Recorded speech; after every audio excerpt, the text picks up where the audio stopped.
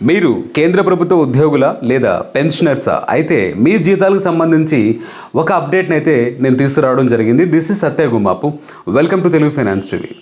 ఎప్పుడులానే video శ్రద్ధగా చివరి వరకు చూడండి, ఎందుకంటే చివరిలో ఇదే టాపిక్ సంబంధించి ఒక చిన్న ప్రశ్న అడుగుతాను. దానికి సరైన సమాధానం ఎవరైతే కమెంట్స్లో తెలియపరుస్తారో వారికి వ్యాపారాన్ని మన ఈ ఛానల్లో ఫ్రీగా ప్రమోట్ చేసుకునే అవకాశం అయితే కల్పిస్తున్నాం.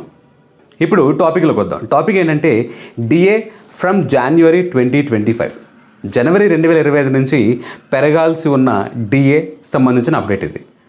మనం ఆల్రెడీ గతంలో మన ఛానల్లో డిఏ ఎంత పెరగబోతుందనే విషయాన్ని ఆల్రెడీ మాట్లాడుకున్నాం. అండ్ మనం ప్రెడిక్ట్ చేసిన ప్రకారమే డిఏ అనేది కూడా కన్ఫర్మ్ అయిందనే విషయం అందరికీ తెలిసిందే.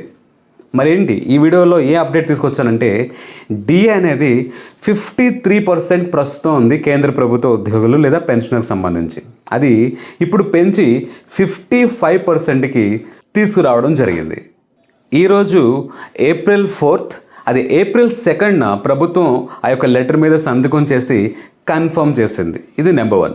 నెంబర్ 2 పాయింట్ ఏంటంటే, ఈసారి పెరిగిన ఈ డిఏ ఏదైతే ఉందో కేవలం 2% అనేది పెంచడం జరిగింది. అంటే గడిచిన 7 ఏళ్లలో దీనికంటే తక్కువ డిఏ అనేది ఇవ్వడం జరగలేదు. అంటే the lowest DA in last 7 years ఏంటి అని మీరు అడిగితే కనుక ఈసారి పెరిగిన ఈ డిఏ అని మనం చెప్పుకోవచ్చు.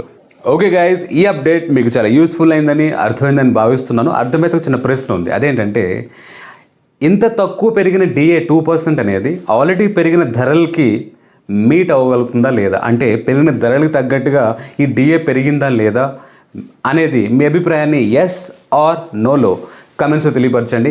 ఇలాంటి మరెన్నో అప్డేట్స్ కోసం stay tune to Telugu finance TV. Signing off, Satya Gummapu.